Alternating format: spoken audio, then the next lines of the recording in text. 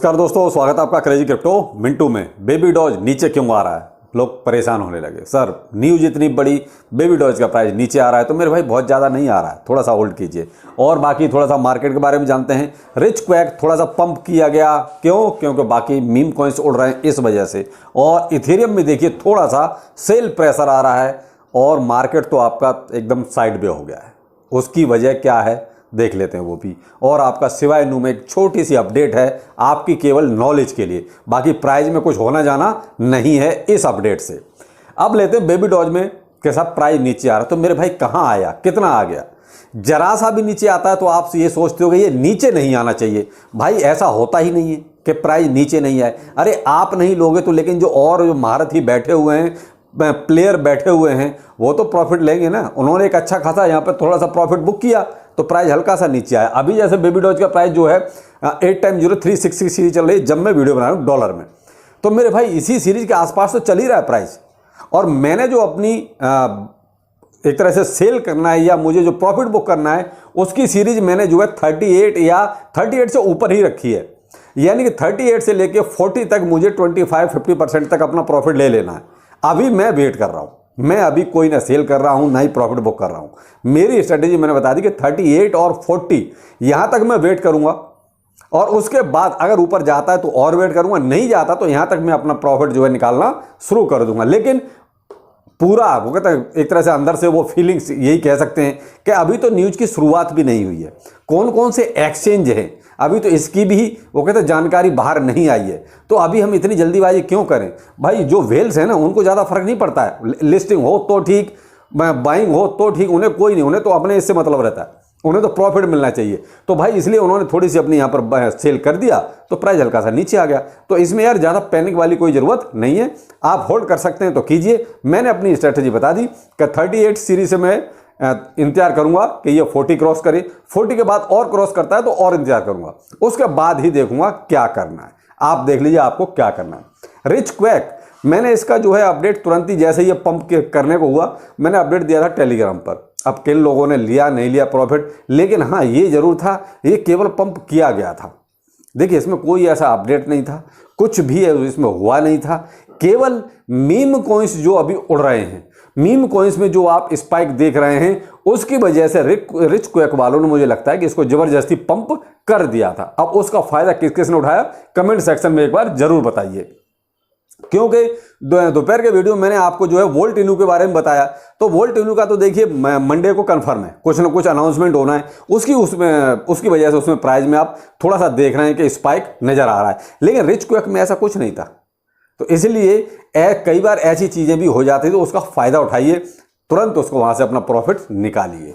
तो ये है साहब इन दोनों में कुछ अपडेट जो आप थोड़ा सा बस ये कहते हैं पेशेंस ये रखना बहुत जरूरी है। अब आते हैं मार्केट पर कि बीटीसी साइड में है, इसको साहब मंडे का इंतजार है कि मंडे को जब अपने स्टॉक मार्केट वगैरह खुलेंगे और कोई अपडेट वगैरह आएगा, नेगेटिव आता है या पॉजिटिव आता है, उसके बाद ही इसमें देखिए कुछ आपको हरकत नजर आएगी। लेकिन यहाँ जो सेंटिमेंट है वो पॉजिटिव है और 31,500 की तरफ पूरा इशारा करते हैं।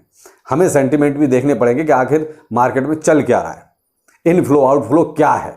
तो उस हिसाब से अगर देखा जाए तो हमें जो अभी लगता है कि वो 31,500 की तरफ ही इसका मूवमेंट दिखाई दे रहा है कि वहां तक इसको जाना चाहिए। इथेरियम में जरूर आपका सेल प्रेशर धीरे धीरे क्रिएट हो रहा है। क्यों हो रहा है? क्योंकि 17,898 इथेरियम ट्रांसफर किए गए हैं कॉइन बेस पर।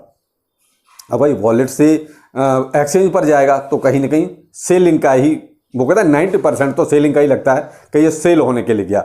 और दूसरा एक ट्रांजैक्शन हुआ है 11,350 इथेरियम का बाइनेंस पर। ये मैंने असल में जो 10,000 से ऊपर जो दो ट्रांजैक्शन थे मैंने वही बताए। यहाँ पर कई ट्रांजैक्शन तो 600 इथेरियम के भी हैं, 400 इथेरियम के भी हैं, 350 इथेरियम के भी हैं जो किसी न किसी एक्सचेंज पर गए हैं। और खासकर क्रैकन पे तो छोटे छोटे एक्सचेंज बहुत हैं, वो सॉरी ट्रांजैक्शन बहुत हैं जो इथेरियम के हैं। तो कहीं ना कहीं इथेरियम में थोड़ा सा सेल प्रेशर बन रहा है। तो इसकी वजह से मे भी हो सकता है कि इसके प्राइस सस्टेन तो कर रहा है, कोशिश तो पूरी है कि ये $2,100 के ऊपर ही रहे या $2,100 के आसपास रहे। लेकिन भाई अगर देखिए सेल होगा तो फिर मामला थोड़ा सा नीचे आने के भी चांस रहेंगे। अब यहाँ पर अभी इथेरियम जो है $2,080 पे चल रहा है। तो मजबूती तो दिखा रहा है इथेरियम कि भाई इसको किसी तरीके से $2100 के आसपास रोक के रखा जाए। लेकिन भाई जब अगर बड़ी बड़ी संख्या में बेचने के लिए भी आएगा मार्केट में तो फिर कहाँ तक रोकेगा, थोड़ा बहुत तो फिर नीचे आएगा। शिबा इनू का देखिए साहब, शिबा इनू या बोन अभी उसमें कोई अपडेट नहीं है और ज़्यादातर कमेंट आते हैं तो मैं उनको नेगलेक्ट इसलिए करता हूं कि उसमें कुछ है नहीं। अभी मैं क्या बताऊं उसमें, जब कोई अपडेट हो नहीं रहा, कोई इन्फॉर्मेशन निकल नहीं रही तो शिबा इनू के बारे में या बोन के बारे में क्या बताऊं। अब मेन चीज़ क्या है, कोई भी न्यूज़ अगर चाहिए तो वो सिवेरियम से रिलेटेड ही चाहिए। अब सिवेरियम कब तक आएगा ये अभी भी कोई डेवलपर कमेंट करने को राजी नहीं है कि भाई उसमें चल क्या रहा है या कब तक और कोई अपडेट आने को है। कोई इस तरह की कोई अपडेट आए तो फिर उसके हिसाब से मैं आपको अपडेट करूं। तो इसलिए मैं अभी फिलहाल शिबा इनू के या बोन के कमेंट्स को रिकमेंड नहीं कर रहा हूं, नहीं उनको ज़्यादा भी तवज्जो दे रहा हूं। क्यों? क्योंकि मेरे पास भी कुछ है नहीं उसमें बताने के लिए। तो बेहतर यह है कि जिनके पास भी होल्डिंग है, देखिए टेंशन वाली बात नहीं है। शिबा इनू का तो देखिए पहले से ही लोग लेके बैठे हैं, लेकिन बोन में जिसकी भी होल्डिंग है टेंशन की बात बिल्कुल नहीं है, उसको आप साइड में भी रखा रहने दीजिए। केवल सिवेरियम की एक न्यूज आने दीजिए, छोटी सी चिंगारी भी अगर सिवेरियम के बारे में आएगी तो सबसे पहले आपका बोन ही चलना शुरू करेगा। तो बोन जिसके पास भी है टेंशन की बात नहीं है, उसको बस रखा रहने दीजिए। केवल हमें इंतजार है तो सिवेरियम की एक न्यूज का कि किसी भी तरीके से सिवेरियम का कुछ निकलने लगे, तो इसलिए वहां तक हमें वेट करना ही पड़ेगा। तो इसमें टेंशन वाली बात नहीं है। लेकिन बोन में जो एंट्री बनाना चाहते हैं तो मेरे भाई उनके लिए अपॉर्चुनिटी है। अगर आपके पास गुंजाइश है, आप रिस्क ले सकते हैं तो आप देख सकते हैं, क्योंकि अभी $1 के आसपास ही बोन चल रहा है और बहुत दिनों से चल रहा है। तो यहां हम छोटे छोटे पार्ट्स में अब SIP कर सकते हैं। तो आपकी मर्जी है, अगर आपको ठीक लगता है तो आप यहां पर सोच सकते हैं बोन के बारे में। लेकिन आपको तब तक इंतजार करना ही पड़ेगा जब तक कोई सिवेरियम के बारे में न्यूज नहीं आती। अब एक डाटा देता हूं मैं शिबा इनू से रिलेटेड कि शिबा इनू में इस दरमियान जो अपना बियर रन चला है लगभग 1-1.5 साल हो गया, इस दरमियान क्या शिबा इनू में कुछ बढ़ा या घटा, चलो थोड़ा सा बता देता हूं। शिबा इनू में जो अभी वॉलेट जो अभी एक्टिव हैं, जो जिनमें होल्डिंग लगभग जो है 1 साल से ज़्यादा की लोगों ने रखी हुई, यानी 1 साल से वो इंतजार कर रहे हैं, ऐसे लोगों की संख्या लगभग 8,35,780 एड्रेस हैं ऐसे जिनको टाइम हो गया 1 साल से ज़्यादा होल्ड किए हुए। अब भाई 1.5 साल तो वैसे ही हो गया बियर रन को।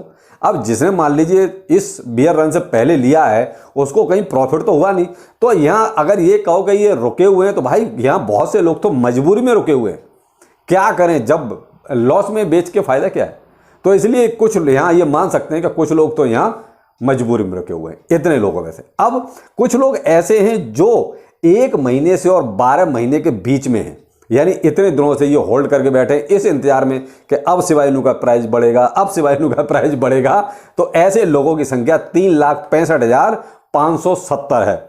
और यहां पर कुछ लोगों का सब्र जवाब दे गया, जिन्होंने शिबा इनू से एंट्री बाहर कर दी, अपनी शिबा इनू से एग्जिट हो गए।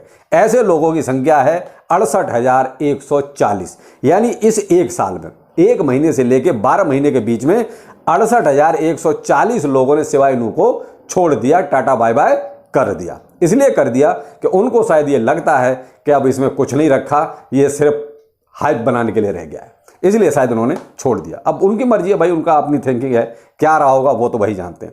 और 1 महीने से कम की होल्डिंग वाले लोग जो है केवल 39,480 लोगों के आसपास ही है, केवल 3% के आसपास। तो 1 महीने से कम की होल्डिंग में तो बहुत कम ही लोग हैं और इसमें मोस्टली वो ट्रेडर आ जाते हैं, तो वो रुकना पसंद भी नहीं करते।